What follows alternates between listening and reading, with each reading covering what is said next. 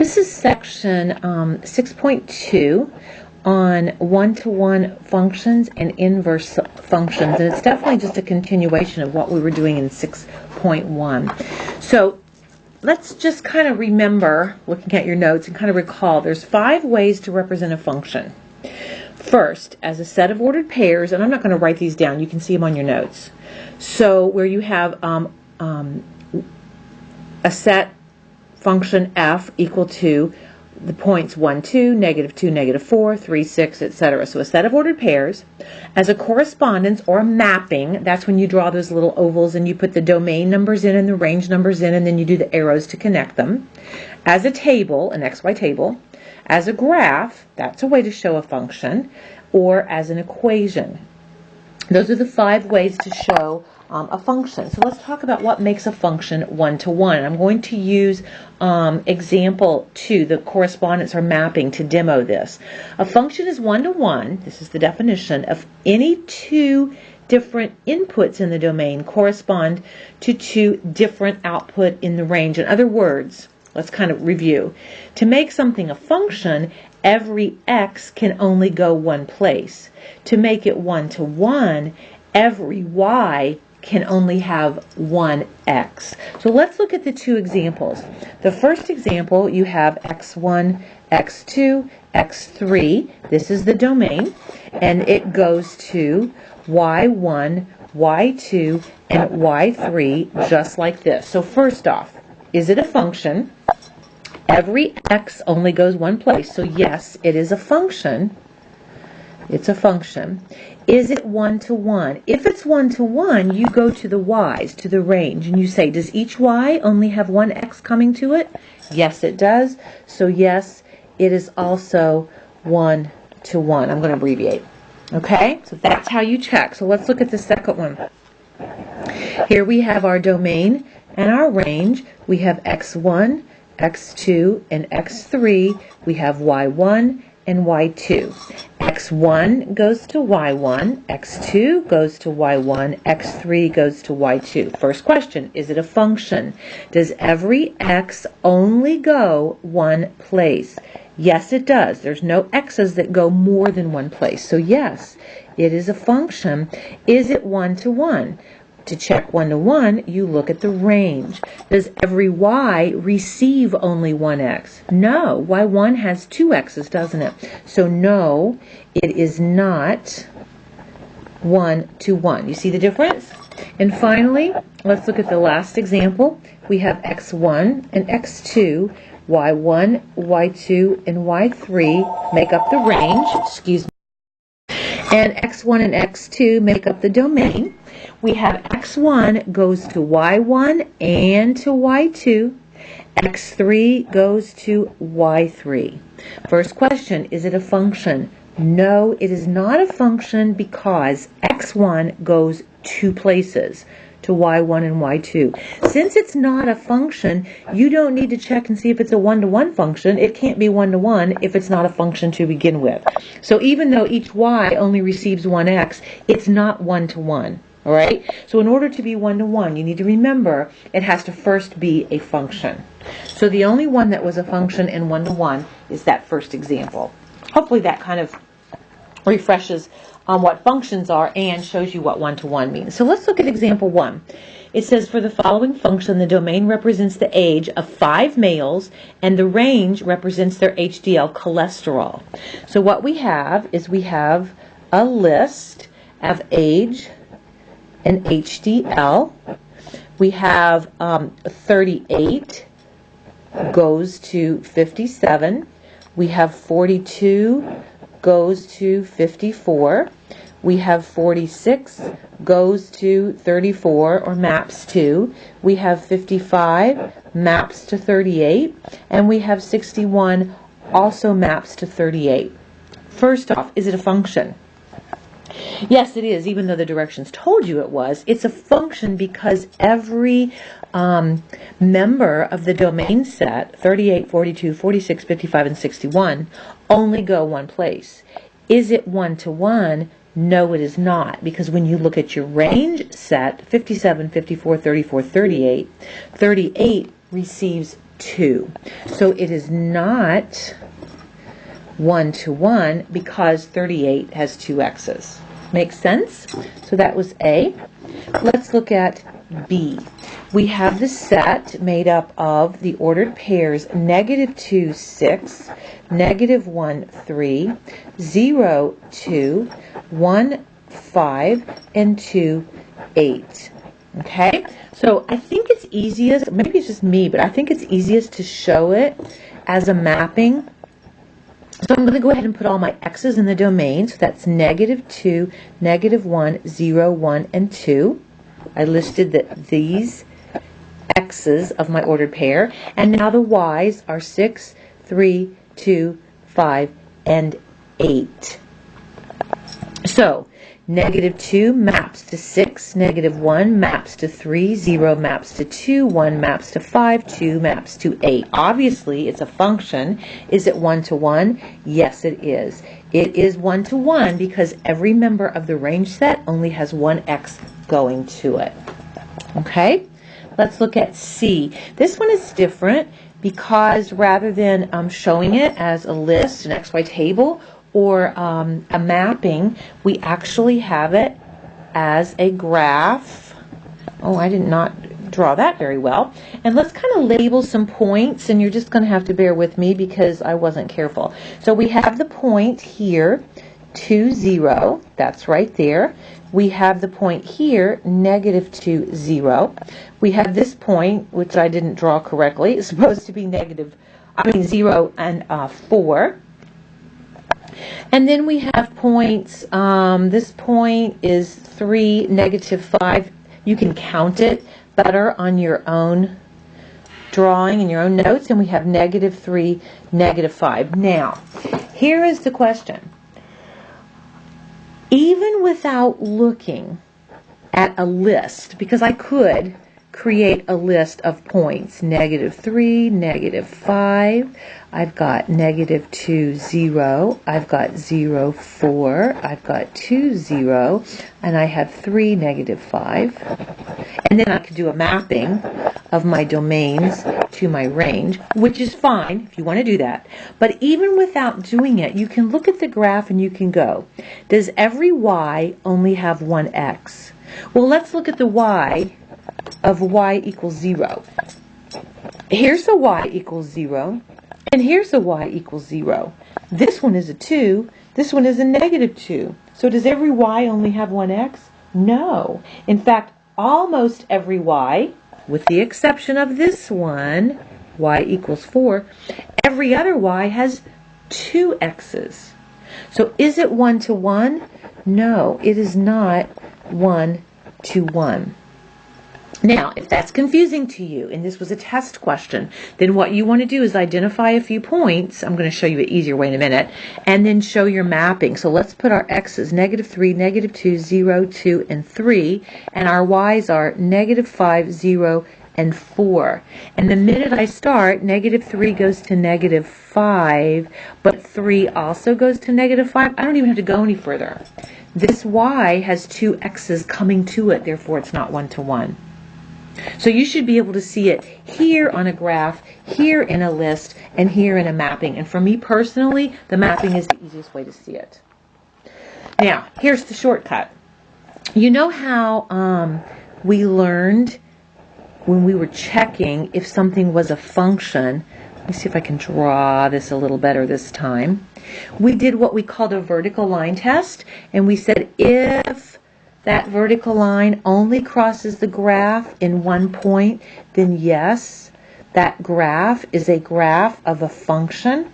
Well, just like that, there's a horizontal line test. So if you draw a horizontal line through a graph and it only crosses that graph in one place, which this one does not, then it's 1 to 1. So you can see here from the graph that it is not 1 to 1. Because the horizontal line test touched my graph in more than one place. So that would have been a way we could have done part C.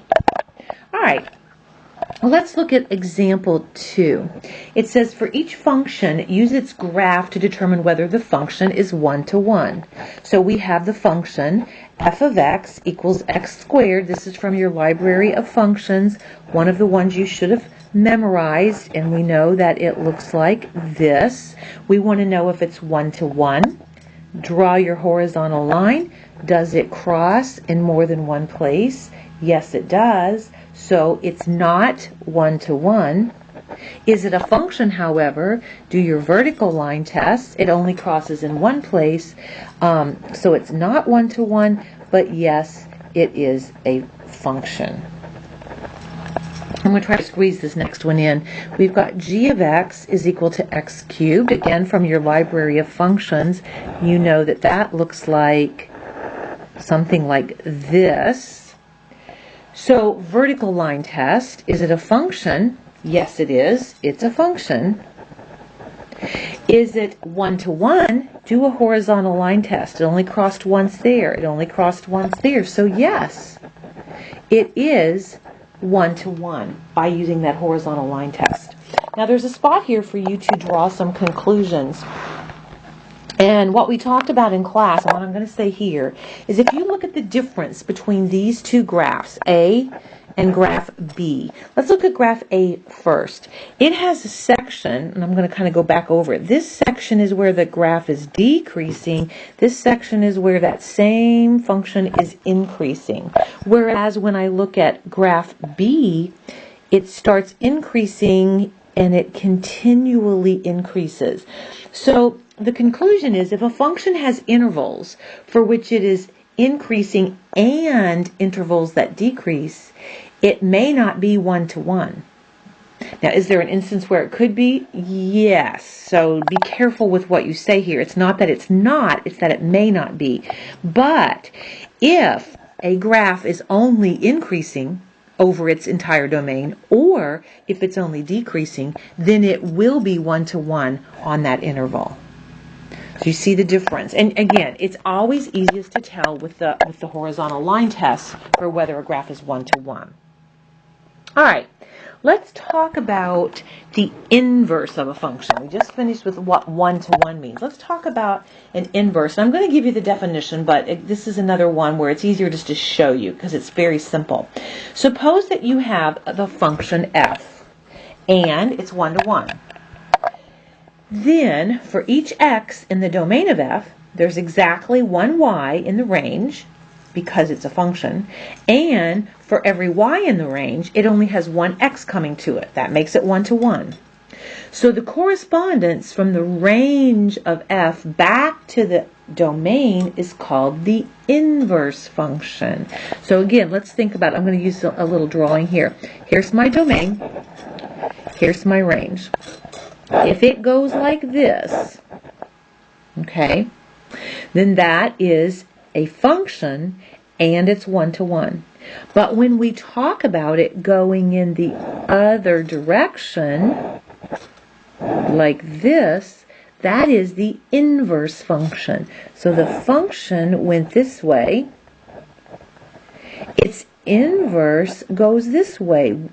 And that has some implications that we're going to talk about here. It says, in other words, if function f is the set of ordered pairs, so f of x is made up of x, y in its domain, then the inverse, which we write like this to the -1, it doesn't mean to the -1, it means inverse, okay, is this yx, which is in a different order. The ordered pairs are just in the opposite order. And here's the most important part, put a star by this in your notes. The domain of f of x is the same thing as the range of f inverse of x, and the range of f of x, as you might suspect, is the domain of f inverse of x. And this is very important. Not hard to understand really, but very, very important. So let's look at example 3 and you'll see how easy these are. It says find the inverse of the following one-to-one function. So if we have f defined as the set of ordered pairs, -3, -27. Why am I writing these? Oh, well, I already started. -2, -8, -1, -1, 0, 0, 1, 1, 2, 8, and 327. And by the way, you could do a mapping and prove that, yes, that is 1 to 1. It's a function because every x only goes to one y. It's 1 to 1 because every y only has one x. All right. Then f inverse of x would look like this. You just take those same ordered pairs and you reverse them. So this range becomes this one's domain and vice versa. So then we would have -8, -2, -1, -1, 0, 0. Those look the same, don't they? 1, 1. But then this one is 8, 2, and this one is 27, 3. So that's an easy test question, isn't it? So let's take note here. Remember our composite functions? This is something interesting where the note is. It says f inverse of f of x is equal to x, where x is in the domain of f, and second one is f of f inverse of x is also equal to x. So, do you remember back in the last section, the last example that we did when we showed that f of g of x was equal to g of f of x and they were both equal to x, and I said this is going to come up later. That doesn't always happen, but it does in special cases. This is the case. It's because they are inverse functions. So if you do the composite of the two in either order, you're going to get x. So that means you can test to see if functions are inverses by testing it this way, and that's what we're going to do here. It says verify that the inverse of g of x is x cubed, or equals x cubed, is g inverse of x equals the cube root of x. So how do we show that those are inverses? We use this rule right here. We do the composite functions and see if they're both equal to x. So let's do that first. Let's do g inverse of g of x. We want to know what that is equal to. And then we're going to do g of g inverse of x and see what that is equal to. So let's do this one first. That means g inverse of, what is g of x? X cubed. So now how do we do that? This is a good review. We're talking about now g inverse. So we go to our inverse function, and everywhere there's an x, we take it out and put in what's in parentheses here. So g inverse of x cubed is equal to the cube root of, take out x and put in x cubed. What's the cube root of anything cubed? It's just the something. So that worked. Let's try it the other way. G of g inverse of x is g of, what is g inverse? Cube root of x. How do I work this? G of cube root of x is equal to, go back to your g function, it's equal to x cubed, and everywhere there's an x, put in what I have in parentheses, so it's cube root of x cubed, which is also equal to x, and it checks. So yes, those two functions, the original functions, yes, they are inverse functions because when I did their composites, they each came out to be x. All right, let's look at example 5. Verify that the inverse of f of x equals 2x plus 3 is f inverse of x is 1/2 times x minus 3. Okay, so we're going to do the same thing. We're going to set it up to take f inverse of f of x, and then we're going to take f of f inverse of x. And again, I can't say it often enough. Writing these steps out is hugely important. You will get so lost in composite functions if you are not orderly and systematic. So let's do the first one. F inverse of f of x. That's f inverse of 2x plus 3. So I took out f of x and put in 2x plus 3.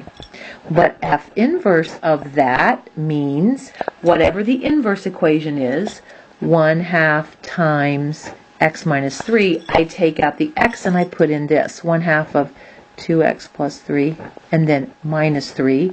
Be very, very liberal in your use with your parentheses, okay? So that means we're going to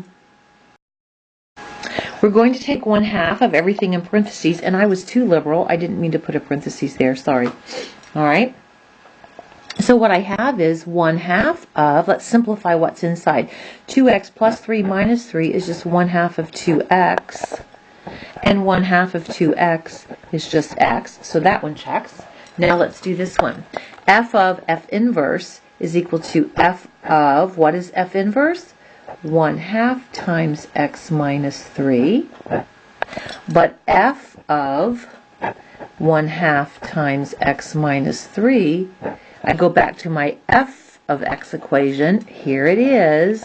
And I'm going to start writing it. But when I get to the x, I'm going to take that out and write what I have here. And I'm going to have to use brackets. 1/2 times x minus 3. Now, plus 3. Okay? So, what we have is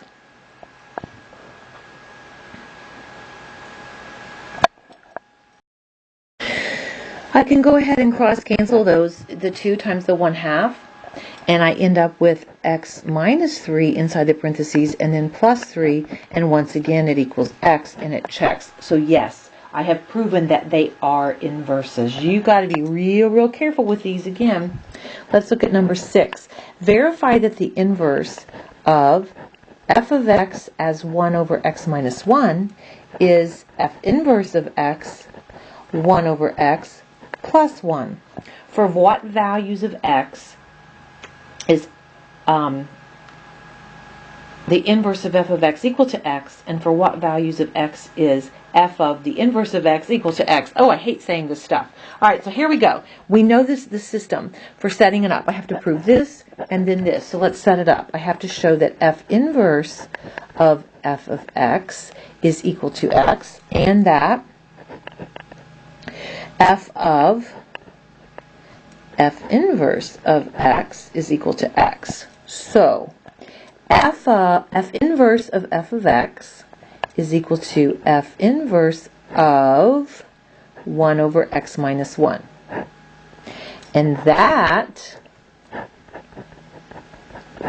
is equal to, this tells me where to go to my inverse equation, and wherever there's an x, I'm going to take it out and I'm going to put in this. So I'm going to have 1 over, take out the x, put in this, and then finish it, plus 1. Which gives me, this is 1 divided by x minus 1 over x minus 1. So this gives me, if you work this out as a division problem and flip and multiply, you're going to have 1 times x minus 1 over 1. So it's x minus 1 over 1 plus 1, which obviously just equals x. So that works. Now let's do this one. The function of the inverse of x means the function f of, what's the inverse? 1 over x plus 1. But that f of 1 over x plus 1 is equal to, go back to my function equation, 1 over, take out my x right here, and put in this stuff, 1 over x plus 1, and then minus 1. So when we do that, we end up with, those just go away, 1 over x, which if you work that out, multiply by the reciprocal, you get x. So that checks. So yes, they are inverses. Now the next question is a new one. We haven't done one.